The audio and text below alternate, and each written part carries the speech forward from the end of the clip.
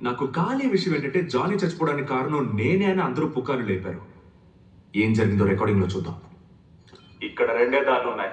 ఆ అలాయత్కి ఆహారం అవడం లేదా ఆ రాకాసికి బానిస కావడం.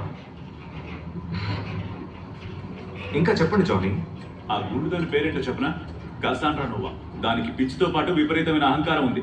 హానికరమైన, భయానకమైన, దుర్మార్గమైన రీతిలో అందరి మెదళ్ళు కెలుకుతుంది. దాన్ని ఏం చేస్తానంటే, నేను వింటున్నా.